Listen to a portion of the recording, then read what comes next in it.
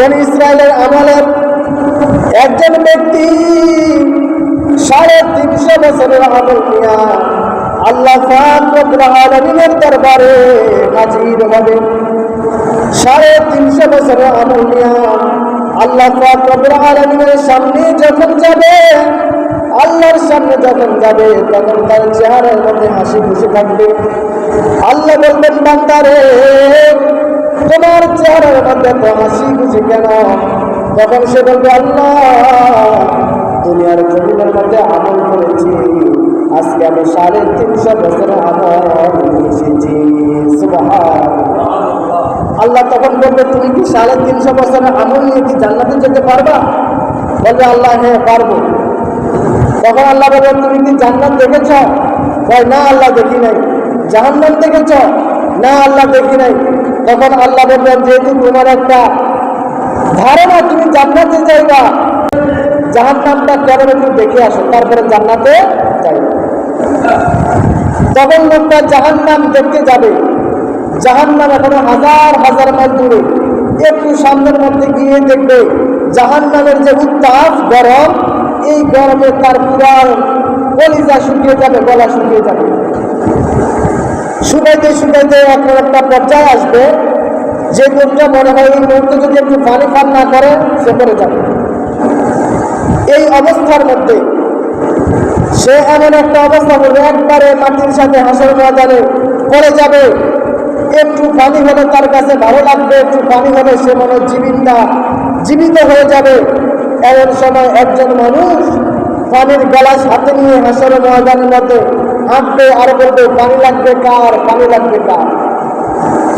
তখন এই লোকটা বলবে, ভাই আমাকে এক গ্লাস পানি দাও, আমার খুব তৃষ্ণা লেগেছে, আমার গলা শুকিয়ে গেছে, আমার কলিজা শুকিয়ে গেছে, আমাকে এক গ্লাস পানি দাও। তখন ওই ব্যক্তি বলবে যে তুমি যদি পানি পান করতে চাও তাহলে 350 বছরের আমল লাগবে। তখন এই লোকটা অন্য কোনো কিছু চিন্তা না করে 350 বছরের আমল তাকে দিয়ে এক গ্লাস পানি মাত্র পান করবে। এই ব্যক্তি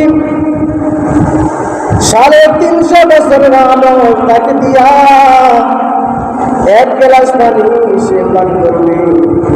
এবার পানি পান করেন, আল্লাহর আদালতের সামনে যাবে। আল্লাহকে বলবে, আল্লাহ জাহান্নাম দেখতে গেছিলাম, আমি জাহান্নাম তো দেখতে পারি না। আল্লাহ জাহান্নাম আমার দেখার দরকার নাই, আল্লাহ তুমি আমাকে জান্নাত দিয়ে দাও। তখন আল্লাহ বলবেন, তুমি জান্নাত কিভাবে পাইবা? আল্লাহ আমার না 350 বছরের আমল রয়েছে। তখন আল্লাহ পাক রব্বুল আলামিন বলবেন, বান্দা তুমি স্মরণ করে দেখো, এক গ্লাস পানির বিনিময়ে তাকে তুমি 350 বছরের আমল দিয়ে দিয়েছ। এখন কি তোমার কাছে আর কোনো আমল আছে? লোকটা তখন হঠাৎ করে চিন্তা করে যাবে, হায় রে আমি করলাম কি? আমি এক গ্লাস পানির জন্য 350 বছরের আমল দিয়ে দিয়েছি, এখন তো আমার কাছে আর কোনো আমল নাই, আমি জান্নাতে যাব কিভাবে?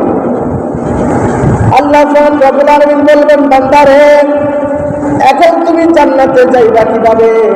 কিভাবে জান্নাতে যাইবা? লোকটা তখন তার মাথাটা চেহারাটা জমিনের দিকে দিয়া আল্লাহ রব্বুল আলামিনকে বলবেন, আল্লাহ আপনার রহমত ছাড়া আজকে আমার আর কোনো উপায় নাই। সুবহানাল্লাহ। আপনার রহমত ছাড়া আজকে আমার আর কোনো উপায় নাই। তো হাসরের ময়দানে আল্লাহর রহমত যার উপর থাকবে সেও হাসরের ময়দানে নাজাত পেয়ে যাবে। সুবহানাল্লাহ।